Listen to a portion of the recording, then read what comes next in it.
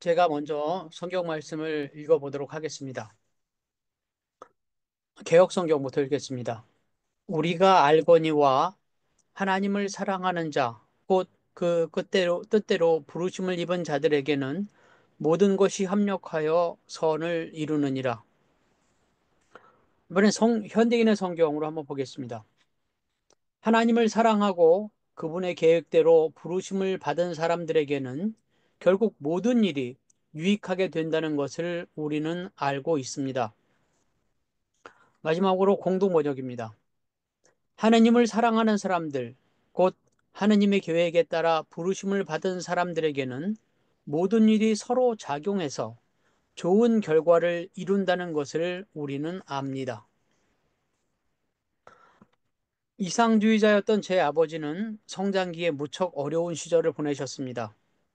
일제강점기에 태어나 고향을 등지고 떠나는 친부모와 생이별을 하고 아이를 낳지 못하는 가난한 농부에게 입양되어 자랐습니다. 중학교 때부터 나무를 해다 팔고 신문을 돌려 학비를 마련했다고 들었습니다. 그런 가운데서도 도산 안창호 선생을 존경하여 홍사단 활동에 참여하고 고등학교 졸업 때쯤에는 기독교 신앙을 갖게 됩니다. 아버지는 고등학교 졸업 후 함석헌 선생의 천안 씨알 농장에 머물다가 군인 신분이던 24살 때 서해 덕적도의 섬 처녀인 어머니와 결혼을 하셨습니다. 그 후 1960년부터 1966년 사이에 거의 연년생으로 저희 5남매가 태어났습니다. 성장 과정에서 단 한 번도 따뜻한 사랑을 받아보지 못했던 아버지에게 어머니는 하늘에서 내려준 천사였을 것입니다. 비록 섬 마을이라고 해도 선주의 딸로서 배 골치 않으며 자란 어머니는 찢어지게 가난한 육지의 이상주의자에게 5자녀를 낳아주었을 뿐만 아니라 강한 생활력으로 집 안팎을 잘 돌보았습니다. 아버지는 5아이들의 이름을 손수 지으셨는데 은의 은자를 돌림자로 하여 은태, 은기, 은주, 은선, 은찬이라는 이름을 지었습니다. 결국 넷째인 제 이름 배은선 중 제 몫은 선인 셈인데 착할 선자를 씁니다. 제 이름이 갖고 있는 의미는 하나님의 은혜가 선하시다는 것입니다. 세상에 하나님의 은혜 아닌 것이 없으니 하나님의 은혜가 선하시다는 것을 삶을 통해 증거하는 것이 제게 부여된 소명이자 아버지의 저를 향한 염원이었을 것입니다. 오늘 담화 주제로 삼은 로마서 8장 28절 말씀은 전체 16개의 장으로 이루어진 로마서 전반부 중에서 8장의 가장 핵심이 되는 결론이라고 합니다. 개역 성경과 공동 번역, 현대인의 성경이 그 번역에 조금씩 차이가 있지만 대체로 믿는 이들에게는 모든 일이 합하여 좋은 일로 귀결된다는 의미로 해석됩니다. 개역 성경에서 다소 피상적으로 선이라고 표현한 부분을 현대인의 성경은 유익이라고 해석했고 공동 번역에서는 좋은 결과라고 읽었습니다. 히라버 원어인 아가도스는 좋은 성품이나 기질이라는 뜻도 있고 유용하게, 이롭게 하다라는 뜻도 있다고 합니다. 대체로 로마서 8장 28절 말씀은 사도 바울의 의도와는 별개로 삶에 지친 그리스도인들에게 위로와 희망을 주는 만사 형통의 뜻으로 쓰이고 있는 것 같습니다. 만물을 지으시고 살아 역사하시는 조물주께서 우리에게 즐거움과 행복, 건강만을 주시는 것이 아니라 때로는 슬픔과 불행, 병마도 주신다는 것. 하지만 낙담하지 말 것은 그 모든 것이 합하여 해피엔딩이 될 것이니 걱정하지 말라는 것입니다. 어린 시절 아버지는 제게 도선자는 시오적이요 도악자는 시오사라, 내게 선하다 하며 부추기는 사람은 내게 해로운 사람이고 내게 악하다 하고 바로잡아주는 사람이 곧 내 스승이다 라는 말씀을 자주 해주셨습니다. 그것은 아마도 제 이름에 착할 선자가 들어있어서 더 그러셨는지도 모릅니다. 어쩌면 여기저기서 잘난 척을 하게 될 제 앞길을 미리 아시고 경계를 하도록 주의를 주신 건지도 모르겠습니다. 요즘엔 칭찬은 고래도 춤추게 한다는 말이 더 통하는 세상이라 명심보감에 나오는 이야기는 교육학에서는 이미 폐기된 이론인지도 모르겠습니다. 누구라도 사람은 비난보다 칭찬을 좋아하고 고난보다 안락함을 원합니다. 또한 슬픔보다 기쁨을 좋아하고 병마에 시달리기보다 건강이 넘치기를 빕니다. 그런데 갑작스럽게 실직을 당하거나 사랑하는 가족을 잃거나 건강검진 결과 말기암 통보를 받았을 때 우리는 어떻게 그 상황을 받아들여야 할까요? 여기서 사도 바울은 그 하나하나는 쓰리고 아프지만 그 뒤에는 전체 상황을 진두지휘하시는 하나님이 계시며 우리를 향한 선하신 뜻이 그 안에 담겨 있다는 것을 이야기하고 있습니다. 한국의 대표적인 2세대 무교회주의 지도자였던 노평우 선생은 이 로마서 8장 28절 제목을 만사합동최선이라고 적었습니다. 민간의 부적이나 대중 음식점의 돼지 그림 옆에 써 있을 것 같은 만사 형통과는 조금 다른 느낌을 줍니다. 사도 바울은 28절의 선언을 하기에 앞서 18절부터 믿는 이들에게 현재의 고난은 내세 하나님 나라의 영광을 위한 보증이기 때문에 현세의 아무러한 비참한 일도 우리들의 이 찬란한 구원을 방해할 수 없다고 말합니다. 믿기만 하면 고난이나 슬픔이 사라지는 것이 아니라 그것조차도 하나님의 구원의 약속을 공고히 하는 최고의 증거물이라는 것입니다. 본문의 내용을 살펴보면 누구에게나 모든 일이 협력하여 유익한 방향으로 가는 것은 아님을 알 수 있습니다. 하나님을 사랑하는 사람들에게만 적용된다고 되어 있습니다. 그리고 하나님을 사랑하는 사람이란 하나님의 계획, 다른 말로 예정에 따라 부름을 받은 사람이라고 설명하고 있습니다. 피조물인 인간이 조물주인 하나님을 사랑하는 것은 자신의 자유의지에 따른 결단이나 노력으로 이룰 수 없고 조물주가 먼저 허락해야 한다는 것입니다. 그래서 하나님이 우리를 택하시고 먼저 사랑하셨다고 하는 것입니다. 이런 특수관계에 있는 이들에게만 모든 일이 협력하여 선을 이루는 놀라운 일이 벌어지는 것입니다. 개역 성경에서 모든 것, 공동 번역과 현대인의 성경에서 모든 일이라고 번역한 킹 제임스 버전의 all things는 우리가 세상을 살면서 겪게 되는 모든 상황을 말할 것입니다. 생로병사와 같은 생명체로서의 순환뿐만 아니라 사소한 만남과 이별, 전쟁과 기근, 환희와 열정조차도 이 모든 것의 범위를 벗어나지 않으며 그것이 결국 우리에게 도움이 되는 방향으로 흐른다는 사도의 확언에 전율하게 됩니다. 이어지는 29절과 30절의 말씀은 28절의 놀라운 선언에 대한 보충 설명이라고 할 수 있습니다. 도대체 무엇 때문에 인간에게 이런 특권이 주어졌을까? 왜 조물주는 이런 선택적 특권을 미리 계획하시고 실행하시는 걸까 하는 의문에 대한 답변입니다. 성경부터 먼저 읽겠습니다. 로마서 8장 29절 30절입니다. 하나님이 미리 아신 자들로 또한 그 아들의 형상을 본받게 하기 위하여 미리 정하셨으니 이는 그로 많은 형제 중에서 맏아들이 되게 하려 하심이니라. 또 미리 정하신 그들을 또한 부르시고 부르신 그들을 또한 의롭다 하시고 의롭다 하신 그들을 또한 영화롭게 하셨느니라. 현대인의 성경입니다.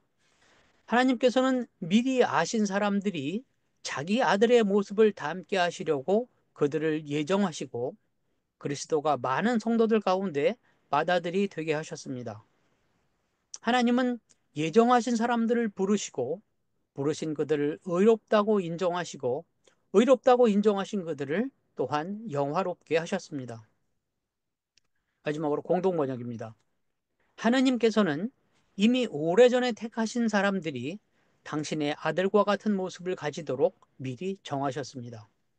그래서 그리스도께서는 많은 형제 중에서 맏아들이 되셨습니다. 하느님께서는 미리 정하신 사람들을 불러주시고 부르신 사람들을 당신과 올바른 관계에 놓아주시고 당신과 올바른 관계를 가진 사람들을 영광스럽게 해주셨습니다. 만사합동 최선이라는 특권의 부여 목적은 독생자 예수 그리스도를 닮게 하기 위함이며 그 계획의 성사를 통해 예수님을 맏아들로 삼으셨다고 29절, 30절은 설명하고 있습니다. 우리 조상 아담의 반역이 그 자신의 징벌로 끝나지 않고 우주 만물을 신음과 고통의 나락으로 떨어뜨린 결과로 이어진 이유가 있습니다. 그것은 인간이 모든 피조물 중에서 유일하게 하나님의 형상대로 지음을 받았고 조물주께서는 우주의 모든 자연을 생활 모델로 삼아 인간에게 지배 7위권을 주셨기 때문입니다. 하나님은 오랜 계획에 따라 우리를 자녀 삼아 주셔서 사랑을 받는 존재이자 당신을 사랑하는 존재로 만드셨다고 오늘 성경 말씀은 전하고 있습니다. 그들에겐 세상의 모든 일이 협력하여 유익한 방향으로 진행되는데 그런 놀라운 일이 벌어지는 이유는 선택받은 이들이 그리스도를 본받게 하기 위함이며 그것을 통해 예수께서는 맏아들이 되신다고 합니다. 그것이 바로 구원이며 그 구원은 단순히 인간 개개인의 운명을 좌우하는 데 머물지 않고 우주 만물의 흥망과 성세와도 직결된다는 것이 사도 바울의 통찰입니다. 일본 제국주의의 침탈로 망국의 서름을 안고 고향을 등진 젊은 내외가 남긴 작은 생명의 씨앗은 목토가 아닌 자갈밭에서 겨우 싹을 틔웠습니다. 외적이 물러간 후에도 전쟁과 혼란의 광풍이 몰아쳤지만 그 뿌리가 자리를 잡고 물줄기를 찾아내며 제법 나무의 형태를 갖추게 되었습니다. 이제는 그 그늘 아래 쉬어가는 나그네도 있고 새들도 와서 둥지를 틉니다.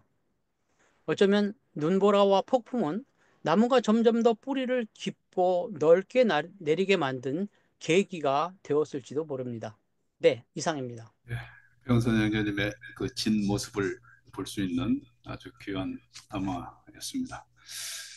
어, 너무나 좀 주제가 좀 무겁게 가지 않기 위해서 제가 그 77년도에 1977년도에 덕적도에 가서 농화를 했습니다. 한 일주일 동안. 거기 출신이셨군요, 어머니께서. 아, 참, 그, 옛날 생각이 좀 나는데. 예, 그, 어머니, 아버지의 그러한 뜻을 쭉 이어받아서 배용서 형제님 아주 뭐 정통의 길로 좀 가시고 아주 지금도 그 철도 역사에 아주 중요한 지금 포지션을 잡고 일하고 계시는데 오늘 말씀의 그 선, 유익, 좋은 결과, 성품, 기질 이렇게 쭉 설명을 좀 해주셨어요. 합력해서 선을 이룬다. 이러한 우리 성경의 강력한 그 어, 복음 이렇게 말씀하셨는데 뭐 각자의 그 이렇게 생활의 경험이나 이런 것도 같이 비춰서 얘기하셔도 좋을 것 같습니다. 예, 마이크를 켜시고 오늘 담화에 대한 서로 얘기를 하셨으면 좋겠습니다. 합하여 선을 이룬다. 합하여 좋은 결과를 낳는다. 지금 현재 우리나라 정치 개혁은 좀 뭔가 안 맞는 듯한 이러한 것을 좀 주는데 우리 아둘람은 그렇게 가기를 좀 바라고 있고 또 그렇게 가고 있는 것 같아요. 그런데 그러한 영향력을 어떻게 우리가 행사를 할까? 이럴 때 이제 저는 고민에 들어가서 지금 이제 그 근대사를 비롯해서 조금 공부를 하고 있는데 그 참 그 어떻게 오늘 이렇게 마이크 키시는 분이 안 계세요? 그러면 변호사 행자님 어, 이제 막 마이크 키시야 예, 오대한 형제님 먼저 말씀해 주시죠. 안녕하세요. 여기는 베트남입니다.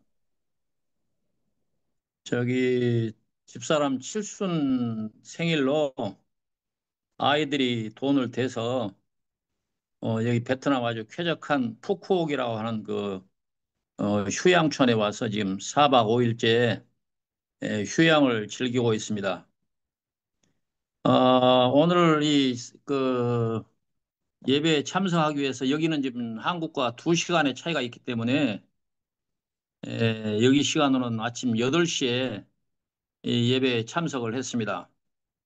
근데 이제 8시면 여기에서 리조트 식당에서 식사를 한참 해야 되는 시간이어서 저는 이제 가족들과 따로 이제 미리 6시 반에 식당에 가서 식사를 마치고 이 시간에 맞춰서 예배에 참석을 했습니다.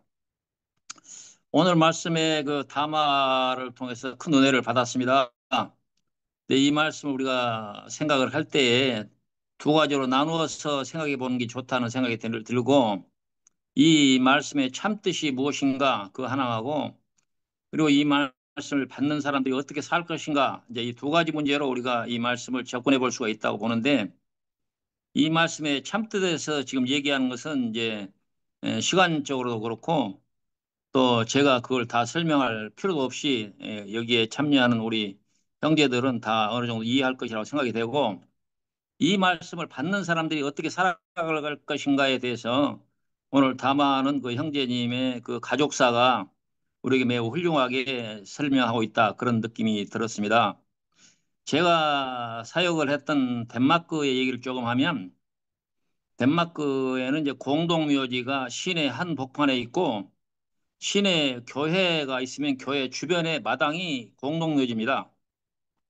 그래서 평상시에 예배를 드리기 위해서 간다든지 아니면 장례식에 참석하기 위해서 교회 가게 되면 그 주변에 공동묘지에 있는 많은 무덤들을 우리가 둘러보게 되는데 그 무덤마다 이게 자그만 그 돌 위에다가 이게 이제 비석이라고 하기는 그렇고 좀 이렇게 한두 마디로 이제 문구가 쓰여 있는데 물론 이제 공동묘지마다 조금씩 다르는데 제가 한 그 공동묘지에 가서 거기에 기록된 그 이제 문구들을 유심히 들여다본 적이 있는데 거기에 가장 많이 써 있는 문구가 두 가지가 눈에 띄었습니다. 하나는 덴마크 말로 탁포 L7 이라는 말이 있고 하나는 야이 엘스크다이라는 말이 있는데 야이 엘스크다이는 우리는 당신을 사랑합니다 그런 말이고 탁포 L7은 모든 것이 감사하다 그런 뜻입니다. 그래서 덴마크 사람들의 어떤 그 죽음에 임하는 어떤 생각들 그리고 평상시에 갖고 있는 그 어떤 신앙적인 자세를 들여다볼 수 있는 부분이 아닌가 이렇게 생각이 되는데 물론 개인의 편차가 있지만 덴마크 사회의 그 흐름 전체적인 그 느낌들이 자기 삶에 대해서 감사하는 이런 마음을 갖고 있는 것 아닌가 이렇게 생각이 돼서 아주 문구 때문에 제가 좀 감동도 받았고 기회 있을 때마다 많이 소개를 했습니다.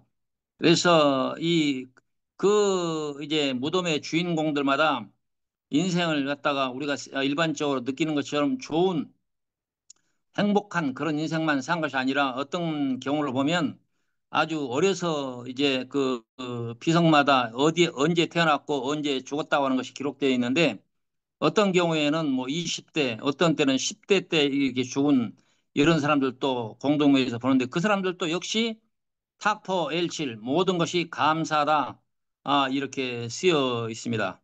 그래서 이제 덴마크 사람들은 자기 개인의 어떤 그 좀 호호 불호 또 불행과 행복의 그 편차가 있긴 있지만은 인생 전체를 이해할 때에 하나님께 대한 그 감사로 이렇게 점철되어 있지 않은가 이런 생각이 들어서 개인적인 그 신앙의 어떤 그 상태, 컨디션을 우리가 얘기할 때 유럽 교회는 다 죽었다 이렇게 얘기를 하는 경우가 많이 있지만은 어떤 그 신앙의 그 현장, 그 생활 내용을 보면 오히려 그 유럽 사람들의 그 신앙의 어떤 모험이 우리보다는 좀 앞서 있지 않는가 이렇게 생각이 되고 다는 아니지만 우리나라 같은 경우에는 이제 행복 그렇게 얘기하면 부자가 되고 뭐 자녀들을 많이 낳고 또 출세를 하고 이런 등등 이런 것들을 이제 떠올리게 하는데 덴마크의 사회는 모든 그 사회 정책적인 그 방향도 그렇고 개인적인 삶의 태도도 그렇고 그들이 이제 높고 이제 많은 것들을 추구하는 것이 아니라 낮고 또 소외되고 어려운 사람들을 먼저 살피는 이런 그 생활 태도나 또 사회 정책 그리고 또 죽음 앞에서도 자기 비석에 혹은 가족들이 이 모든 것이 감사하다고 표현할 수 있는 이들의 신앙의 형태야말로 오늘 로마서 8장을 통해서 하나님의 자녀가 되는 자녀가 됐다고 믿는 모든 사람들이 이 따르고 지향해야 할 어떤 신앙의 모범이 아닌가 이렇게 생각이 됩니다. 여기까지만 하겠습니다. 예, 예, 제가 이제 어릴 때 중학교를 다닐 때 그 중학교가 함석헌 선생님 제자하고 김교신 선생님의 제자 두 제자분들이 만든 중학교를 제가 다녔습니다. 그래서 그때 그래 이 사람은 협동하고 협력하고 이렇게 하는구나. 그래서 두 선생님들이 항상 이야기하는 게 함석헌 선생님 이야기하고 김교진 선생님 이야기하고 그런 걸 봤어요. 근데 제가 그 다음에 쭉 지내오면서 사람마다 협력하는 사람 잘 못 보고요. 사람마다 힘을 합쳐서 일하고 힘을 합쳐서 사는 사람을 잘 못 보고 특히 교회가 저는 그런 줄 알았는데 그 다음에는 맨날 교회가 싸우는 것만 보고 분리되고 대립하는 것만 봐서 그게 왜 그런가 그래 생각을 해서 성경을 읽을 때 그래서 저는 공동체 관점으로만 성경을 많이 이렇게 생각을 해봤습니다. 근데 오늘날 여당이 있고 야당이 있고 한국 같으면 뭡니까? 요새 가지고 국민의힘이 있고 또 뭐 민주당입니까? 뭐 이게 있고 그것이 사실은 힘을 합쳐서 뭘 하라고 있는 건데 싸우기만 하거든요. 그 왜 이럴까? 근데 가만히 보면은 교회도 똑같다 그럽니다. 뭐 싸우기만 하지 협력은 잘 안 하거든요. 근데 이 오늘 이제 배은선 형제님께서 말씀을 쭉 이렇게 또 그렇게 잘 이렇게 해주셔서 참 좋은데요. 저는 로마서를 읽으면서 그 로마서가 말하는 것이 유대인의 구원과 이방인의 구원 두 큰 줄기에 대해서 사도 바울이 쓰고 있거든요. 저는 그래서 한국의 주석책이나 신학책은 그 별로 뭐 관심이 없습니다. 저는 성경을 읽어보니까 로마서에서 사도 바울이 말하는 거는요. 유대인 기독교인들과 이방인 기독교인들이 이루는 어떻게 보면 그게 공동체도 되고 이제 어떻게 보면은 그런 이제 그 유기체도 되고 그러니까 모든 일 뭐 이런 말을 하잖아요. 모든 일 뭐 이런 이제 말을 한 이것이 유기체이고 공동체이고 협력체이고 그런 거라는 거죠. 사도 바울이 말하는 로마서의 내용이 그러니까 실제로 8장이 지나고 9장을 가보면요. 9장부터는 유대인 기독교인들과 이방인 기독교인들로 나누어 가지고 이방인 기독교인들이 먼저 구원을 받아서 받아들인 유대인 기독교인들이 시기 질투가 나서 결국은 두 감람나무가 다 구원을 받게 하는 것이 이게 하나님의 뜻이다. 근데 요거를 말하기 전에 사도 바울이 모든 것 합력하여 선을 이룬다. 이걸 먼저 결론을 내려놓고 이걸 한국말로 말하면 이게 귀납법이 아니고 이건 뭐라 그래? 연역법이라 그러나요? 두갈식으로 먼저 유대인 크리스찬과 이방인 크리스찬들이 합력하여서 모든 일을 이룬다. 하나님의 모든 역사의 완성이 여기 있다. 이제 설명을 하는 부분이 이제 이 로마서의 8장인 것 같아요. 제가 읽어보니까 이거는 뭐 신학책이 말하는 게 아니고 제가 읽어보니까 그렇게 쓰여져 있어요. 근데 거기 뭐라고 쓰여져 있냐면요. 영어로 말하면 그게 확실히 나타나요. 뭐냐면 두 가지를 말하는데 하나는 콜드 크리스찬이세요. 이게 뭐냐면은 부르심은 받은 자, 콜드. 요거는 뭐냐면은 이방인 크리스찬을 말하는 거예요. 그다음에 초슨, 택하심을 받은 자, 요것은 유대인을 말하죠. 근데 로마서 8장이 택하심을 받은 자, 유대인들하고 부르심을 받은 자, 이방인들하고 요것이 로마서 8장 전체에 두 개를 대조적 잘 나와 있거든요. 이제 이런 이야기가 있는데 저는 이게 참 재미있게 돼 있고 그래서 이게 공동체를 이루는 것이 성경의 정신이다. 다시 말하면 남자와 여자도 남성이 우선이냐 여성이 우선이냐 이게 아니고 공동체를 이루라고 하나님이 만들어 놓은 두 가지의 기둥이 남자와 여자라는 거죠. 그 다음에 예를 들어서 여당과 야당 뭐 이것도 비슷한 거거든요. 어떻게 말하면은 모든 것이 한국에서 우리 많이 쓰는 음양이라는 거. 이 세상의 두 기둥으로 하나님께서 이렇게 만들어 놓은 것을 로마서가 잘 설명을 하는데 이것은 신앙적으로 그렇게 설명을 한다 이런 느낌이 드는데 오늘 제가 이 배은선 형제님 말씀하시는 걸 들으면서 그런 생각이 좀 났습니다.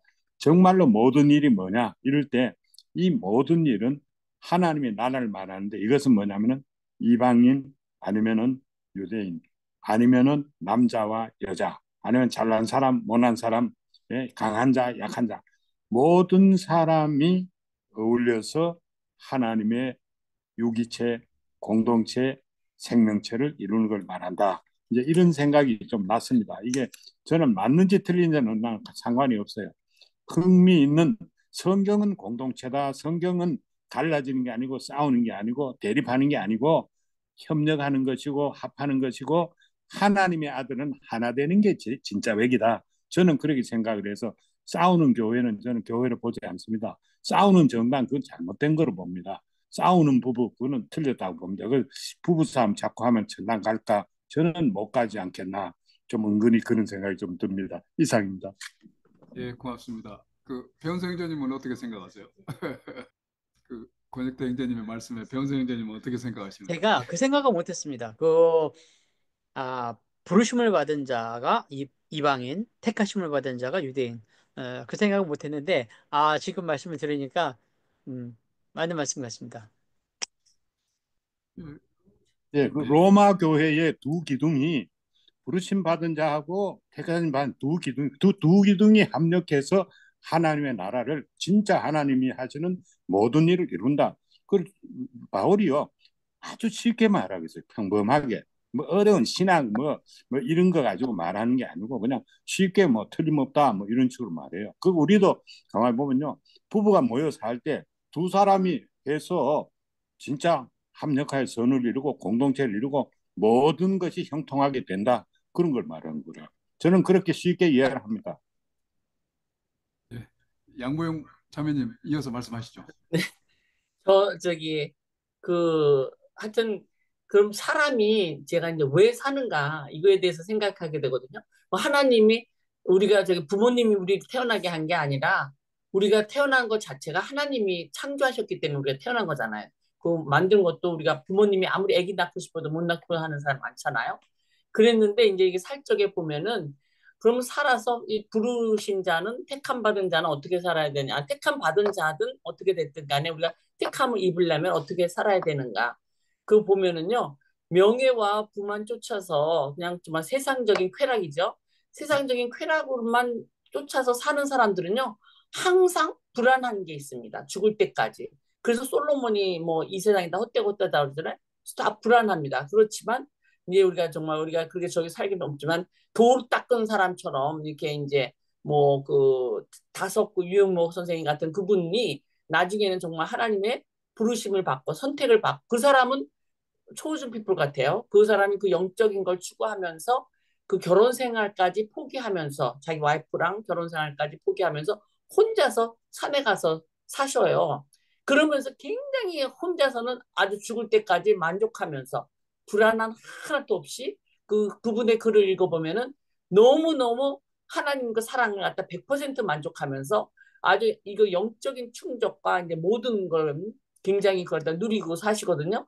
그래서 보면은 정말 쾌락과 부만 이렇게 부와 명예만 쫓아서 하면 몸 망치고 하면서 굉장히 불안하게 살다가 그냥 죽는데 우리가 왜 하나님을 믿느냐 하면은 정말 우리가 정말 조금 어 겸손하게도 살지만 어 협력해서 선을 이룬다는 거는 우리가 정말 도를 다 닦지는 못하죠. 아마 초준 피플이 됐다 그래도 그 이렇게 정말 특별한 도인 같이 아주 이 세상을 떠나서 살 수는 없지만 이 세상에 있는 동안에 너무 세상적으로 살지 말고 그리고 나누면서 살 적에 우리가 정말 불안감이 없어지고 영적 추구를 할 거 살 적에 영적으로 자꾸만 잘 갖다 그로잉 시킬 적에 그 저기 없어지는 것 같아요. 불안감이 없어지고 절대 불안이 없어지고 우리가 정말 이 죽는 거를 갖다가 체념해야 돼요. 죽는 거는 너무나 감사한 일이에요. 아까 덴마크 많으셨지만 죽는 게 왜 무섭습니까?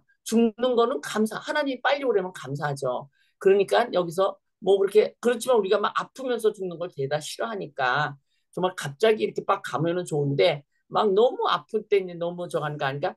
여기서 우리가 살 적에 정말 기쁘게 살면서 남을 도와주면서 불안감 없이 정말 항상 즐겁게 그 peace and joy 즐겁게 하면서 평화롭게 사는 거가 하나님을 믿는 목적인 것 같아요. 그리고 하나님을 갖다 그렇게 해서 바이블 많이 읽으면서 우리가 영적으로 그로잉 시켜야 된다. 그러면 우리가 살 적에 진짜 하나님을 위해서 하나님을 찬양하기 위해서 사는 목적이거든요. 사람이 사는 목적이. 나의 부와 명예를 갖다 너무 생각하지 말고 그냥 자연스럽게 너무 돈 벌려고 애쓸 필요도 없는 것 같아요. 지금 살아보니까. 그리고 너무 애쓰지 말고 그냥 세상 가는 대로 하면 하나님이 다 주시는 대로 그냥 살면은 즐겁게 사실 수 있을 것 같습니다. 감사합니다. 예, 고맙습니다.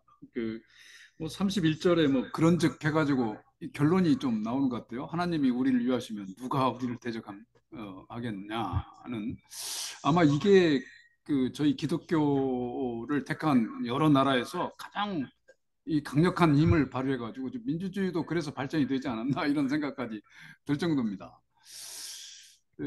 저는 이제 개인적으로 이게 우리나라의 근로기준법을 이렇게 제대로 하게 한 전태일 열사 같은 사람은 어떻게 생각할까? 물론 이 처음에는 저도 교회 다니면서 자살에 대해서 저 좀 부정적으로 봤는데 예수님도 자살을 비슷하게 하신 것 같고 이순신 장군도 그러한 환경에서 돌아가신 것 같아요. 그래서 요즘은 조금 이 자살이라는 개념을 좀 다르게 보는 경향도 있는데 그런 면은 또 어떻게 생각하시는지 모르겠습니다. 어, 예, 신선한 형제님 말씀하시죠. 네, 오늘 배은선 형제님 담화 잘 들었습니다. 좀 전에 권혁태 형제님이 부부싸움 하면 자주 하면 천국 못 간다 그러셨는데 저는 감히 꿈도 못 꿀 얘기입니다. 부부싸움 했다가 맞아 죽습니다. 그리고 배은선 형제님의 은선, 그 선자에 그런 아름다운 사연이 있는 것을 정말 오늘 처음 알았습니다. 정말 귀한 말씀 들려주셔서 고맙습니다. 어, 성경을 보면은 부르심을 받은 자들이 합력해서 선을 이룬다 로마서 이렇게 말씀하셨는데 아름다운 이야기죠. 당연히 하나님의 부르심을 받은 사람들은 합력해서 선을 이루어야 되고 그러한 운동이 계속 이어져 왔던 것이고요. 그것이 오늘날 교회로 오고 있는데 현실은 그 바람만큼 되지 못할 때가 많죠. 교회뿐만이 아니라 사회에서도 합력해서 악을 이루는 사람들이 있잖아요. 우리 주변에서 많이 보지 않습니까? 지금 뉴스를 봐도 그렇고 그럴 때 참 안타까움을 느끼고 본질은 우리가 늘 선을 이루는 그런 공동체가 되어야 된다. 사실 교회라는 이름이 원어에는 에클레시아 아닙니까? 그게 부르심을 입은 모임이거든요. 부르심을 받은 모임. 그래서 교회가 사실 공동체랑 같은 어원적으로 보면 같은 뜻입니다. 우리 아들람 초기에 어떤 분들이 왜 아들람 교회라고 하지 않고 아들람 공동체라 그러냐는데 저는 속으로 그거 가지고 다툴 필요는 없겠다. 교회가 공동체고 공동체가 교회다. 같은 영어에서도 커뮤니티 그러잖아요. 그 커뮤니티도 뭐 교회랑 같은 뜻입니다. 기독교인의 입장에서 보면. 그래서 우리가 이렇게 일주일에 하루 정한 시간에 모여서 이렇게 같이 찬양도 하고 기도도 하고 대화를 나누는 것은 이것은 선을 이루는 구체적인 이것도 하나의 작은 음, 행동이다. 저는 그런 면에서 이 공동체 운동 또 공동체 정신은 참으로 성경에 부합하는 귀한 일이다 이렇게 생각을 합니다. 사실 뭐 일주일에 한 번 이렇게 모이는 게 쉬운 것 같지만 생각보다 쉬운 일 아니거든요. 다들 바쁘시고 또 다른 해야 할 일도 많고 좀 더 이걸 좀 저는 좀 심하게 얘기하자면 그래도 이게 좀 마음의 여유가 되니까 여기 우리가 모여서 그래도 같이 대화할 수 있는 거거든요. 정말 우리 주변에는 먹고 살기 힘들고 괴로움이 있고 고통이 많고 이런 분들은 사실 공동체 하기 힘들어요. 이런데 나올 마음의 여유조차도 없는 거예요. 그런 면에서 보면 사실 저희들이 그래도 복을 받은 거죠. 그래서 늘 우리 주변에 우리보다 힘든 분들이 많다는 생각을 하고 어, 협력해서 선을 이루는 그런 마음이 우리에게 늘 필요하다. 그래서 오늘 주신 담화는 그런 면에서 저희에게 큰 유익을 주시는 담화라고 생각을 했습니다. 감사합니다. 예, 고맙습니다. 어, 얘기하실 말씀들이 많이 있을 것 같은데 저 예상과는 달리 오늘 이렇게 말씀을 굉장히 아끼십니다.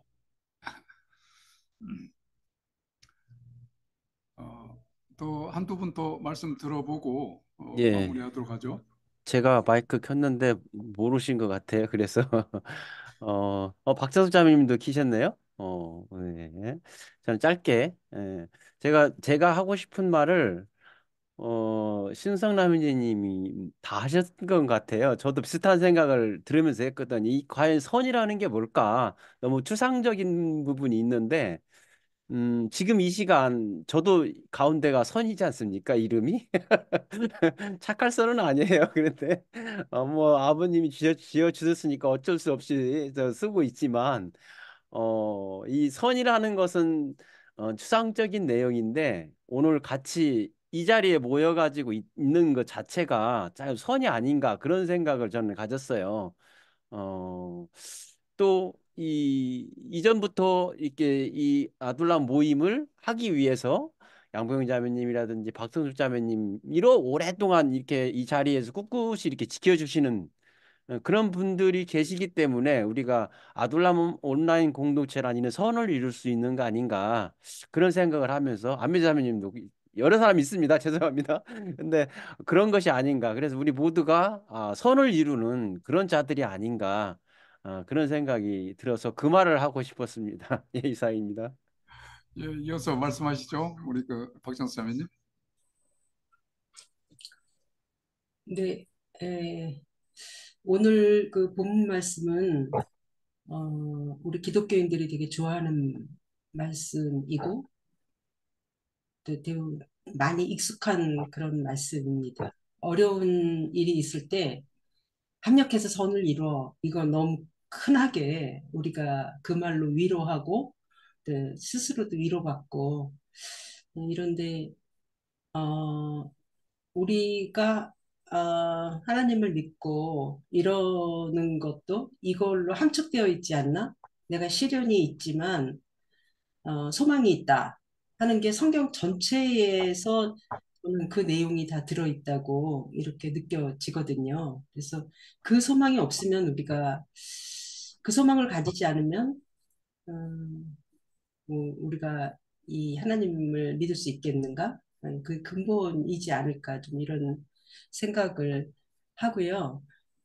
사람들이 이렇게 살면서 자기의 생각이나 어떤 이제 일이 있거나 시련이 있을 때 거기에서 의미를 찾아야 살아갈 수 있는 것 같아요. 그게 힘이 되는 것 같다는 생각이 들어서, 그래서 이 사람들이 이 말씀을 좋아하고 달달 외우고 남에게 위로도 하고 그 말을 해주기도 하고 자기 스스로에게 하기도 하고 그러는데요. 저는 참 주의해야 할 점이 있다고 생각을 합니다. 이 말씀에. 그러니까 어떤 말씀이든지 누가 이 말을 하느냐에 따라 이게 위로가 되기도 하고 화가 나기도 하고 그런 것 같아요. 어떤 사람이 시련을 당하고 있는데 거기다 대고 아 이거 나 합력해서 선을 이뤄. 그리고 이렇게 얘기하면 열받지요. 너나 시련 당해봐라 이러고. 근데 이게 내가 시련을 당하고 있을 때 내 스스로 깨달아서 그래 이거는 하나님이 이거를 통해서 어떤 의미를 주실 거야. 내가 이거를 통해서 선을 이루시는 것을 기다리고 기대해야 돼. 이러면은 굉장히 내가 하나님에 대해서 신뢰하고 의미를 찾는 좋은 말이 되는데 절대 내가 먼저 남에게 먼저 해야 되는 말은 아니다. 여기 다 나와 있다고 그래서 먼저 그 말로 맞는 말이라 그래서 누구한테 내가 먼저 할 말은 아니다. 이런 생각이 좀 들어서 저도 이제 어려운 일을 당하고 이런 사람이면 뭔가 말을 해야 되고 뭐를 좀 위로를 해줘야 될 것 같고 막 이제 그런 그 부담감을 느낄 때가 있잖아요. 그럴 때 불쑥 튀어나올 수 있는 말인데 좀 이런 말도 누가 하느냐에 따라 다르다. 뭐 세월호 이런 사건 났을 때 이건 하나님이 이렇게 하셨다 하고 이렇게 말할 때 이게 문제가 되기도 했잖아요. 그게 스스로 당한 사람이 그렇게 생각하면 별 문제가 아니에요. 의미를 찾을 수도 있어요.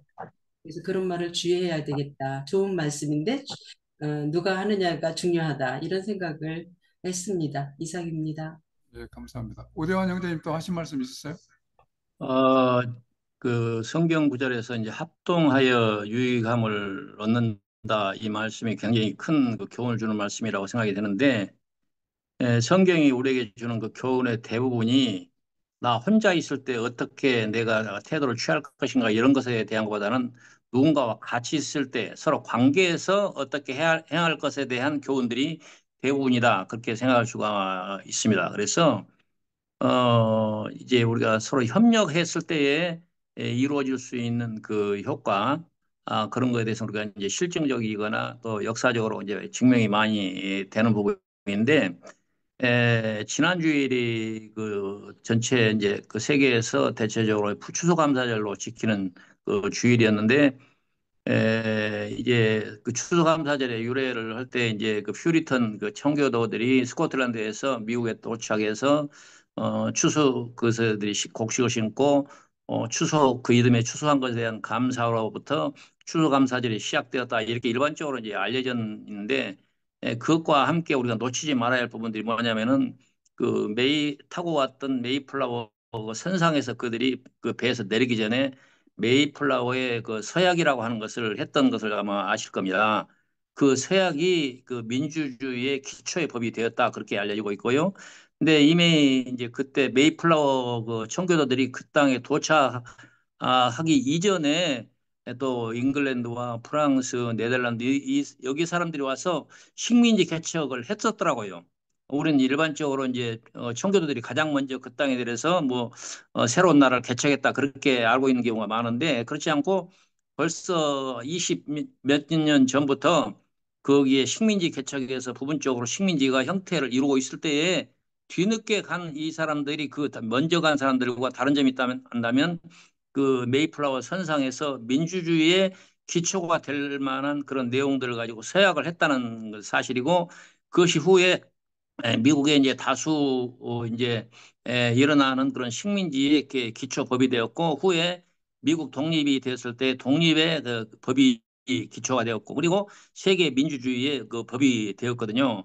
그래서 그 법이 서로 어떻게 하면 우리가 협력해서 좋은 나라를 이룰 것인가라고 하는 것이 그 생명이고 하나의 그 철학이라고 할 수가 있는데 우리가 실증적으로 세상에서 협력했을 때에 이제 어떤 나라가 될 수 있다라고 하는 것을 우리가 이제 알 수가 있는데 특별히 우리 한국 같은 경우는 요새 최근에 이제 회자되고 있는 뭐 각자 도생 이런 말이 있는데 서로 협력하지 않고 각자 저마다 각자 도생을 하려고 하니까 저마다 힘들고 저마다 경쟁을 해야 되고 다툼과 충돌이 많은 그런 세상으로 변하고 있는 거 아닌가. 그래서 이 합력하여 유익을 얻는다는 이 말씀이 우리 개인의 구원의 그 진리를 우리가 이해하게 하는 그런 귀한 말씀으로 받아들인과 동시에 우리가 이 세상에서 좋은 나라를 만들어야겠다는 그런 교훈으로도 받아들이는 게 좋겠다. 그런 생각이 듭니다. 예, 감사합니다. 이럴 때는 또 유물론 신학자이신 우리 김웅재 형제님의 말씀을 한번 들어보는 것이 좋을 것 같습니다. 예, 오늘 배은선 형제님 오랜만에 저는 담화를 들었는데 정말 감동적이었습니다. 개인의 어, 자전적인 담화였던 것 같고요. 여러 가지 좋은 또 말씀들을 들었는데 저는 먼저 이제 그 성서 본문을 접할 때 그 그 본문이 쓰일 수밖에 없었던 컨텍스트를 중요하게 생각을 합니다. 아무래도 제가 좀 뭐 복음주의자가 아니다 보니까 그런데 제 생각에 바울이 로마서를 쓴 이제 목적 여러 가지들이 있는데 저는 뭐 가장 중요한 목적은 바울은 지금 그 로마 교회 성도들에게 이 편지를 쓴 목적이 가장 큰 목적은 결국은 그 후원금을 달라는 겁니다. 돈을 달라는 거죠. 이제 뭐 스페인으로 선교 여행을 떠나야 되니까 돈이 필요하다. 후원 좀 해달라. 그런데 뭐 로마 교회는 여러분이 아시는 것처럼 바울이 세운 교회가 아니지 않습니까?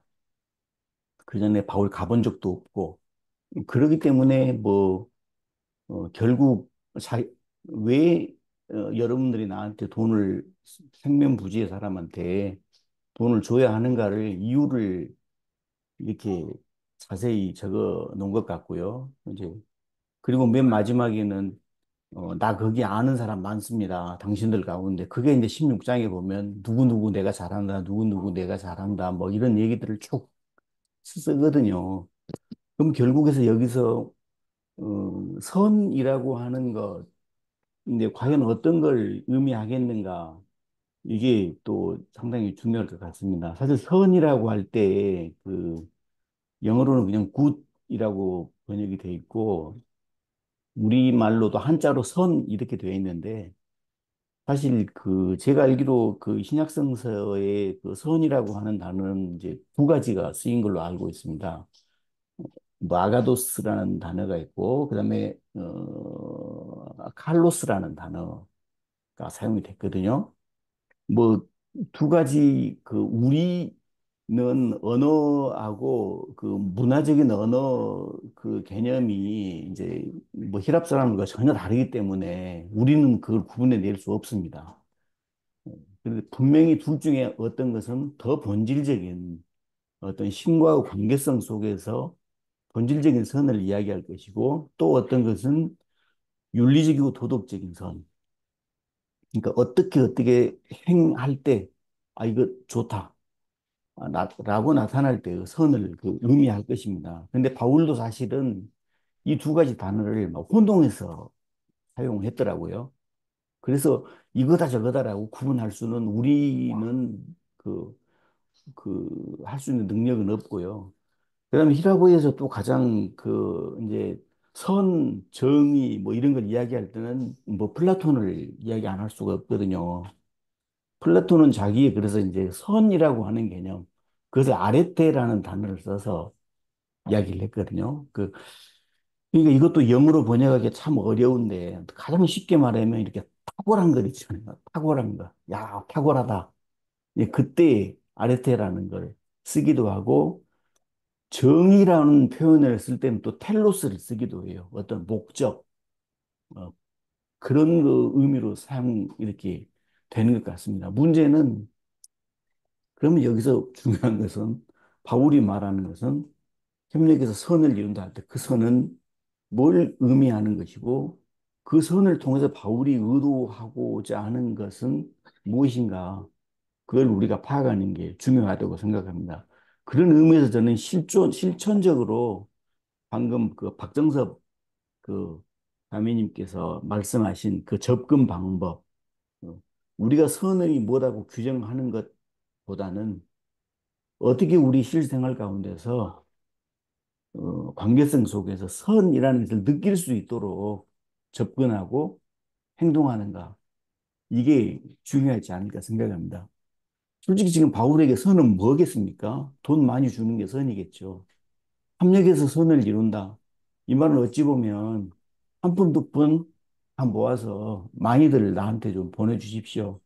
라는 말을 뭐 그렇게 노골적으로 쓸 수는 없고 하니까 이런 막 신학 뭐 여러 가지 뭐 하나님 뜻 넣고 막 어떻게 해서 포장도 잘해야 되니까 뭐 그렇게 해서 썼을 거라고 저는 뭐 천박한 생각이 듭니다. 오늘 아무튼 다마 너무 감동받았습니다. 예, 고맙습니다. 그 현실적, 유물론적 신학자님 맞습니다. 이상으로 그 담화에 대한 소통은 마치고요. 배원생자님 마무리해 주시고, 예, 네, 저는 이제 제 가정사를 빗대서 가정사와 그다음에 제 이름을 빗대서 그 선을 이룬다라고 하는 말씀을 드렸는데 여기에 대해서 부르심을 받은 자와 그다음에 선택받은 자 그리고 이제 또 유물론적 입장에서 또 이 십시일반 네, 원용할 수 있는 그런 말씀까지 잘 들었습니다. 어쨌든 이 모든 것이 또 합하여 선을 이루는 결과를 맺었다라고 저는 이렇게 말씀을 드리고 싶습니다. 기도드리겠습니다.